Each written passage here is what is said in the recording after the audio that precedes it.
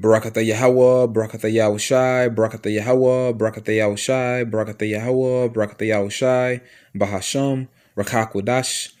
Double honor to our apostles and elders, great millstone. Peace and blessing to the hopeful elect of Israel, Shalom. This is going to be a continuation of my last lesson. The Lord did not forget about us. The Lord did not forget us. All right, we're not forgotten. We're not forsaken. So I'm going to entitle this lesson, which is a continuation of my last lesson. I'm going to entitle this one, The Lord did not forsake us. He's choosing us again. The Lord still chooses Israel. He's still choosing us. All right.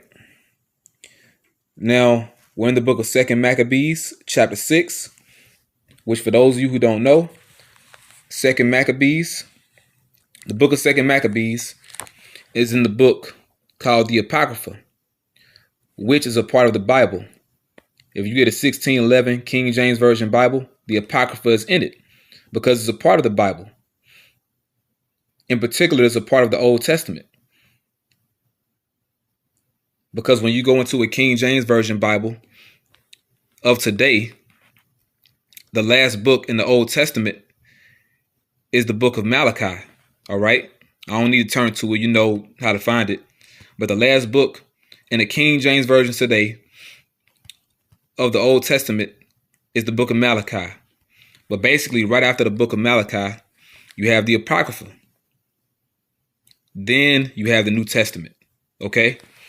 So this is a part of the Bible. We're in the book of 2 Maccabees, chapter 6, beginning at verse 12. Now, this was said by the narrator of the book of 2 Maccabees. Okay? 2 Maccabees, chapter 6, verse 12. Now, I beseech those that read this book. The word beseech means to beg or to pray, to urge you, to press upon you, to plead with you. So basically, now I beg those that read this book, basically you need to get the point. Now I beseech those that read this book, and not just the book of 2 Maccabees, but the entire Bible. Okay? The entire Bible. Those that read this book. The entire Bible, man. Now I beseech those that read this book that they be not discouraged for those calamities. For these calamities, what calamities? The curses, the destructions, because calamities mean destructions, which it wasn't for destruction, as we're going to read. But the curses that fell upon Israel. Okay?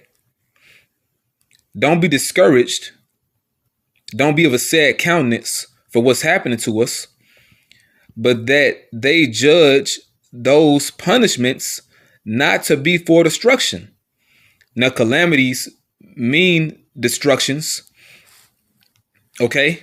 Evil, a bad time. But see, ultimately, it's not for our destruction. It was to correct us so we could learn. It's not for our destruction. It's not to get rid of us. It's not to cast us away, but for a chastening of our nation. And whom the Lord loveth, he chastens, and scourges every son whom he receiveth. A father that really loves his son, when his son does something wrong, he's going to chasten him. He's going to whoop him.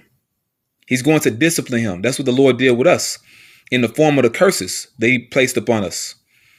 All right. The Lord looks at the entire nation of Israel like a son. Now, there's women a part of our nation. Okay. Don't get it twisted. We have women within our nation, but the nation itself really are the men, because the men carry the seed. All right. He punished us, and those curses fell upon all 12 tribes, but it was for chastening. For it is a token of his great goodness, right? Because if he didn't chasten us, we're basically declared as bastards and not sons. For it is a token of his great goodness. A token means a sign. It tells you how these curses should be for a sign and a wonder upon us and upon our seed forever, which is for a long time, not literally forever, but it's for a sign that we're the Lord's people. The curses prove who we are, man. And when you read 2 Maccabees, it goes right into the curses. The Lord brought hell upon us. But see, what he did to us in the Americas, I mean, man, he really hit us with the wall, you know? He hit us with a train, man. When the Lord brought us over here to the Americas, we experienced the core of the curses, especially in Babylon the Great. The curses up here in North America are intensified, okay? But it's chastening. It's still chastening. Now it says, for it is a token of his great goodness when wicked doers are not suffered any long time, but forthwith punished. And we became wicked doers. So the Lord got us quick. And that's how you know we the Lord's people, man. The Lord don't allow us to be wicked, for long, man. He hit us quick. He hit our ass quick, man. But see, the other nations, he allows them to feel that ephah, to feel that measure, and then he's going to move their ass. He's going to mess them up. But he allows them to build up their case, man. With Israel, he jacks them up quick. That's why Jake is all sickly. Jake is all diseased, for Jake eating the wrong foods. Jake, committing adultery. Mosai make him get shot. Jake get judged quick. Jake get judged quick, but this proves that we're the Israelites. Okay? He doesn't allow us, to be wicked for long. All right? Now it says, but forthwith punished, for not as with other nations, whom he doesn't care about, whom the Lord patiently forbeareth to punish, because they're not his people, till they become to the fullness of their sins. He let them sins stack high to the sky, man. They reach to the heavens. So he don't deal with us like that. Okay? But he deals with them like that. Till they become to the fullness of their sins, so dealeth he with us. Lest that being come to the height of sin, afterwards he should take vengeance of us. Right. So the Lord, he forbears, he endures, the wickedness of the other nations, because he doesn't care about them, man. But as for the Lord's people, the Israelites, man, hey, he messes Jake up. You get no slack, because you know better. We received the law, statutes, and commandments. The other nations didn't. We know better, man. Okay? Now it says, verse 15. Verse 15 again. Lest that being come to the height of sin, afterwards he should take vengeance of us. And therefore he never withdraweth his mercy from us. Remember that. He never withdraweth. He never taketh away his mercy from us. All right. And though he punish with adversity, yet doth he never forsake his people. Let's read that again. And though he punish with adversity, with opposition, affliction, resistance. Okay? Yet doth he never forsake his people. That's it, man. Let's get something else. The story of the 7 holy brethren. 2 Maccabees chapter 7. And let's get to the point. 2 Maccabees chapter 7, beginning at verse 15. Afterward, they brought the 5th also and mangled him, because all these 7 brothers, they were put to death for not eating pork, for not consenting to King Antiochus, for not complying with the devil. All 7 holy brethren were put to death, and even their mother was put to death because she had a righteous spirit on her. She had some integrity. Okay. So they brought forth the 5th brother and mangled him, put him to death. Then looked he unto the king, this before he got put to death, and said, thou hast power over men, because the Most High gave them that power. Thou art corruptible. Thou doest what thou wilt. Oh, man. Do what thou wilt. Man, you can't make this up. These are the Edomites. These are the same, man. These are the same goddamn people, man. You know, you think about Aleister Crowley. You think about Albert Pike. Think about all these goddamn devils, man. You know? Man, bro. You cannot make this up. You cannot make this up, man. Thou doest what thou wilt. And that's one of their sayings, man. Do as thou wilt. Do as thou wilt. You know, that's what they go by. Now it says, yet think not that our nation is forsaken of the Most High. Yet think not that our nation is forsaken of the Most High. Because just, you know, just putting it bluntly, you're not getting away with shit. Now you're doing what you want to do, but ultimately the Lord is setting all this up and he's setting you up for the trap. You don't even realize it, man. Okay? And we're still found in your hand. We're still in your possession. You're fucking guilty, man. You know, us being still over here in the Americas, in particular in North America, this is a witness against you that you stole the Lord's people. You took the Most High's jewels, his peculiar treasure. Your ass guilty as charged, man. And you will be charged. And that's a long ass tab you got to pay for too. You know? Yep. That's it, man. So you can do what you will, all you want to. You're going to fucking pay, man. And that's all I want on that. Now, the book of Isaiah, chapter 14, verse 1. For the Lord, YAHAWASHI, will have mercy on Jacob and will yet choose Israel. Now, we read how the Lord will never forsake us, but he's going to have mercy on us. Although the Lord turned his back on us for a little while, although he punished us, it wasn't for our destruction. He's going to have mercy on us, which is happening right now. That's why we had his truth. You know, because YAHAWASHI, he's our mercy. You know, the sure mercies of David, that's YAHAWASHI. The Lord gave us YAHAWASHI. Okay? The Lord was going to have mercy. He's going to have mercy on Israel, on Jacob, which is Israel, and will yet. That's the key word, yet. It's a small word, but it's an important word. It's very important. And will yet choose Israel. What does that mean? Now we're going to read the rest of this. And the strangers shall be joined with them. The strangers are Israelite foreigners. You read 1 Peter, the first chapter. It speaks about the strangers that are scattered. Those are Israelites of the dispersion. The Israelites that were exiled out of the land of Israel and scattered among the nations. And they shall cleave to the house of Jacob. We're going to be joined together. Basically, you know, you have Israelites that you can, you know, look at them face value and you're like, yeah, I know these are Israelites. So-called Negroes, Latinos, Hispanics, Native and Seminole Indians. We know according to the 12 tribe chart, which is biblical. You can read about it. You know, you can match up the tribes pursuant to the prophecies in Genesis 49 and Deuteronomy chapter 33. Okay. But basically you have Israelites that you can't just look at face value and say these are Israelites. Those will be the strangers. You know, the Israelites in foreign lands that look like the other nations. The innumerable multitude. Say that again. The innumerable multitude also. I mean, it all makes sense. Hey, you read about the 144,000, and then you got the innumerable multitude. I mean, it's saying the same damn thing, man. Not damn thing, excuse me, but it's saying the same thing, you know?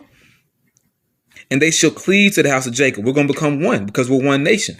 And it's talking about the elect, all right? Now, that's all I want on that. He's going to yet choose Israel. Let's get the meaning of that, and we're going to close this out, okay? He's going to yet choose Israel. All praise to YAHAWASHI, man. Okay. The book of Zechariah. We're going to get Zechariah chapter 1. Let's see. Here we go. Zechariah chapter 1 and verse 16. Therefore, thus saith Yahweh Bashem Yahushai, I am returned to Jerusalem with mercies. My house shall be built in it. That's happening right now. He's building up the house of David. Saith Yahweh of hosts, and a line shall be stretched forth upon Jerusalem. Right now, for line, it says survivor's line. Yeah, so those that he has numbered according to the book to be delivered. Basically, we're being measured. The Bible is a measuring stick. The reed like unto a rod. We're being measured by the words of this book, man. And for those that are written in the book of life, they're going to be delivered. Meaning you're sanctioned, you're predestined to make it according to the prophecies.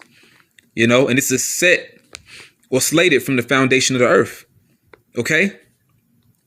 And a line shall be stretched forth upon Jerusalem. So the Lord already got the number. Those whom he wants. Okay? Verse 17. Cry yet, saying, thus saith Yahweh of hosts, my cities through prosperity. Those are the blessings the Lord is going to give us. The prosperity that's going to come in the kingdom, not in America. My cities through prosperity shall yet be spread abroad. We're going to be a great nation. And Yahweh Bahashem Yahushai shall yet comfort Zion and shall yet choose Jerusalem. That word yet. It says again. Again. Okay? So he's going to choose us again. All right? You see that? This is beautiful, man. Man, this is beautiful. He's going to choose us again. And shall again choose Jerusalem. No way around it, man. No way around it. Okay? I believe there's another verse also. But you know, that's really the point. Okay, let me see what they have here. Yeah. Yep. This is what I want. Okay, this is Zechariah chapter 2. Zechariah chapter 2. And let's get to the point. Verse 12. And Yahweh Bahashem Yahushai shall inherit Judah, his portion in the Holy Land, and shall choose Jerusalem again. I hope you were edified. Barakatah Yahweh, Barakatah Yahushai, Barakatah Yahweh, Barakatah Yahushai, Barakatah Yahweh, Barakatah Yahushai, Bahashem Rakakwadash. All right. This is the image of the Heavenly Father, and this is the image of his Son. This is how they look, according to the Holy Bible, man. And the Lord is coming back, and he's only coming back to deliver these people. These people, the Israelites, so-called Negroes, Latinos, Hispanics, Native and Seminole Indians. All right. And he's going to raise up our king also, King David, which is not Yahawashi. King David is not Yahawashi, but he's right under Yahawashi. King David, he's going to be our king on earth. You know, he's going to be our earthly king forever. He's going to be raised up. And also, Yahawashi, right above King David, he's going to reign up on the earth. You know? So what we see right here is the greatest thing that can ever happen, and that is happening in the history of forever, man. This is the greatest thing that could ever happen, and it's happening right now. Right now, man. Double honor to our apostles and elders, great millstone. Peace and blessings to the hopeful elect. It's all about the elect. Stay strong. We almost about this whole, man. We almost about this bitch America, man. Stay strong. And for those of you brothers that are scattered abroad that may not be in Babylon the Great, you're almost out of here too. Because no matter what land you live in an extension of Babylon the Great.